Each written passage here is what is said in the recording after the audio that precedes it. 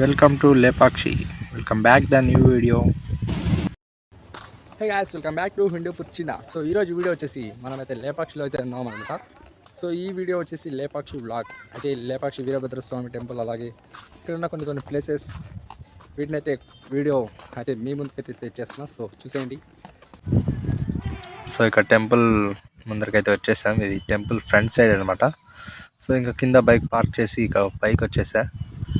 ఇక్కడ చూసుకుంటే ఇంకా ఇక్కడ నుంచి అయితే లోపలికి ఎంట్రెన్స్ అనమాట. టెంపుల్ అయితే చాలా పెద్దగా అయితే ఉంది. సో ఇక ఇలాగే రైట్ సైడ్ చూసుకుంటే మనకి పార్క్ అయితే ఉందన్నమాట. సో అలాగే ఫ్రంట్ సైడ్ ఇంకా లేపాక్షి ఊరు. సో ఇక టెంపుల్ ముందర వ్యూ అయితే ఇది.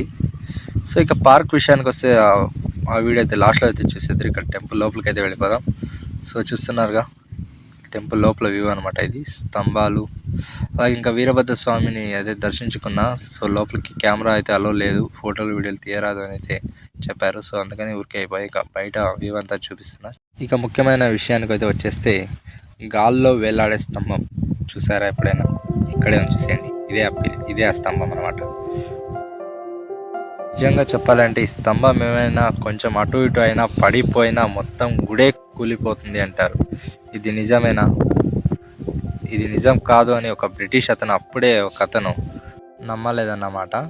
సో అలా అతను ఇది నిజం కాదు అని నేను కదిపి చూస్తానని ఆ పిల్లర్ని అయితే, ఆ స్తంభాన్ని కదపడానికి అయితే ట్రై చేశాడు. సో ఆ స్తంభం ఇప్పుడైతే అలా కొంచెం కదిలిన వెంటనే పక్కనే ఉన్న 2 స్తంభాలు అయితే కదలడం అలాగే జరగడం అయితే జరిగాయన్నమాట. సో ఇదంతా చూసిన బ్రిటిష్ అతను అప్పుడైతే నమ్మాడు అన్నమాట.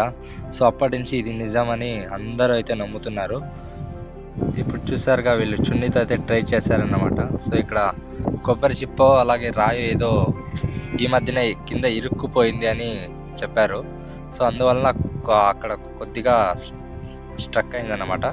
సో లేకపోతే చున్నీ అనేది కింద చూస్తే క్లియర్గా అయితే వచ్చేసేది. ఇక ఇది చూసుకుని ముందుకు వెళుతుంటే ఇక కనపడింది అప్పుడే నాగలింగం.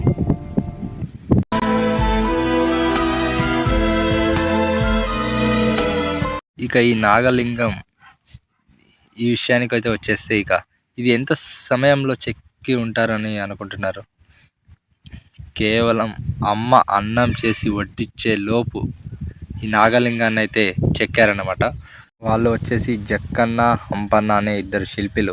వాళ్ళ పని ముగించుకొని ఇంటికి రాగానే సో ఇదే అన్నమాట. సో ఇప్పుడు చూస్తున్నారుగా ఇదే వాళ్ళ ఇల్లు అనమాట. అక్కడ వాళ్ళ అమ్మ ఉంటే ఉండేది. సో వాళ్ళ అమ్మని అడిగారు, ఆకలేస్తుంది అన్నం పెట్టమని. ఇంట్లో ఏమీ లేదు, అన్నం చేసి వడ్డిస్తాను, కాసేపు వెయిట్ చేయండి అని చెప్పగా సరే అని ఈ కాస్త సమయాన్ని ఎందుకు మనం వృధా చేయాలి అని అక్కడే ఉన్న ఒక బండరాయిలో ఇలా ఒక పెద్ద నాగలింగాన్ని అయితే చెక్కారనమాట ఈ శిల్పులు. సో ఇక అలా చెక్కేసిన తర్వాత వాళ్ళ అమ్మ అయితే అన్నం చేసి తినడానికి వాళ్ళని పిలవడానికైతే వచ్చి ఈ నాగలింగాన్ని చూసి షాక్ అయిందన్నమాట వాళ్ళ అమ్మ. ఇంత తక్కువ టైంలో ఇంత పెద్ద నాగలింగాన్ని ఎంత బాగా చెక్కారప్ప నా బిడ్డలు అని ఆ నాగలింగాన్ని అయితే ఎంత అద్భుతంగా ఉంది అని పొగుడుతూ ఉండిపోయారు. ఇదంతా చూస్తున్నారుగా, ఇదంతా టెంపుల్ అన్నమాట. స్తంభాలు అయితే నిలబెట్టారు, ఇక గుడి అయితే ఇక పూర్తి కాలేదు. సో అప్పట్లోనే ఇది నిర్మాణం అయితే ఆగిపోయింది.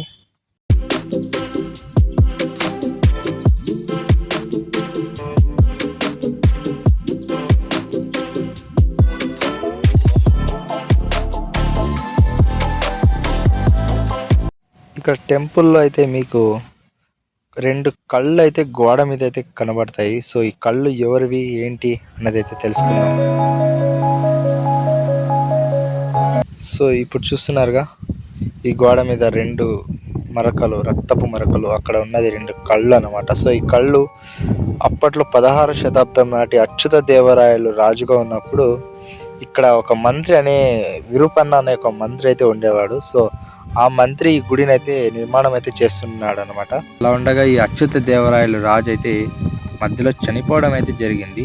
సో అలా చనిపోయిన తర్వాత ఆయన అల్లుడు అలియ దేవరాయలు రాజు అయితే అయ్యాడనమాట. ఇక్కడ విరూపన్న మంత్రి ఉండేవాడు, గుడి కట్టిస్తున్న అతను. సో అతనికి విరుద్ధంగా అతని మీద కోపం ఉన్న వాళ్ళు ఈ అలియదేవరాయల రాజు దగ్గరికి వెళ్ళి విరూపన్న మీద నిందలైతే వేస్తారన్నమాట. సో ఆయన ఖజానా మొత్తం ఖాళీ చేస్తున్నాడు, ఆయన సొంత దీనికి వాడుకుంటున్నాడు అని ఆ అలియదేవరాయల రాజుకి చెప్పడం జరిగింది. ఇదంతా విన్న ఈ రాజు అతని కళ్ళు 2 పీకేయండి అని చెప్తాడనమాట. ఈ సమాచారాన్ని అయితే విరూపన్నకైతే అందిస్తారు. సో ఇదంతా విన్న విరూపన్న, నా కళ్ళు 2 చేస్తాను కానీ మీకు కాదు, నా వీరభద్ర స్వామికి అని తన చేతులతోనే తన 2 కళ్ళు పీకి ఇలా గోడ మీద అయితే కొట్టేస్తాడన్నమాట.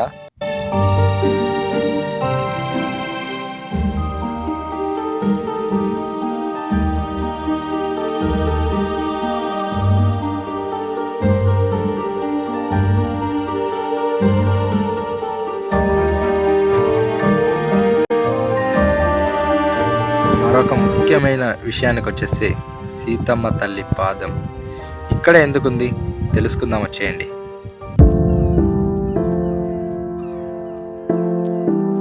రావణాసుడు సీతమ్మ తల్లిని బంధించి తీసుకువెళ్తున్నప్పుడు సో ఇక్కడ ఒక జటాయువు రావణాసుడి మీద అటాక్ అయితే చేస్తుంది.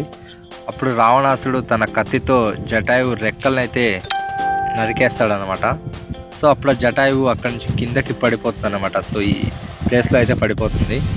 సో ఇక ఈ జటాయువు ఎలాగైనా బతకాలి, జటాయువు బతికి రాముడికి నా జాడ తెలియాలి అని సీతమ్మ తల్లి తన పాద ముద్ర అయితే ఇక్కడ వేస్తారన్నమాట. సో ఆ పాద ముద్రలో ఇక్కడ నీళ్ళు అయితే రావడం జరుగుతుంది. ఈ నీరు తాగి ఈ పక్షి బతికి రాముడికి సమాచారాన్ని అందిస్తుంది అనే ఒక ఉద్దేశంతో పాద ముద్ర అయితే వేస్తారన్నమాట సీతాదేవి గారు.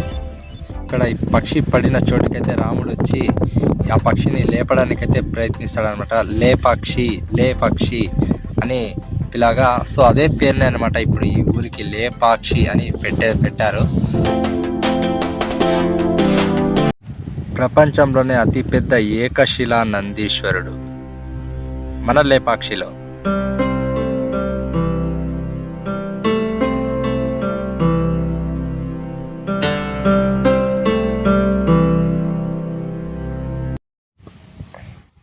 ఇంత పెద్ద ఏకశిలా నందీశ్వరుని ఎవరు చెక్కారో ఏంటో ఈ సమాచారం తెలియలేదు, కానీ ఎంత బాగా చెక్కారంటే ఆ మెడలో ఆ హారాలు కావచ్చు, ఆ గంట చూసుకుంటే ఎంత పెద్దగా ఉంది చూడండి. నిజంగా ఆశ్చర్యం అనే చెప్పాలి. చాలా అంటే చాలా కలర్ఫుల్గా, చాలా అంటే చాలా బాగా కనబడుతుంది. సో అప్పుడే ఇంత బాగా చెక్కారు అంటే నిజంగా ఆశ్చర్యం అనే చెప్పాలి.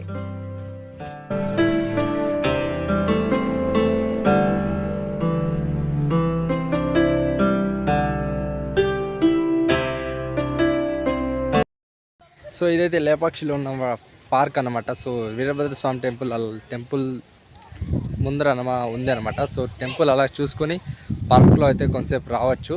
పిక్స్ తీసుకోవడానికి అయితే, ఫొటోస్కి అయితే మంచి లొకేషన్ అయితే అని చెప్పచ్చు. సో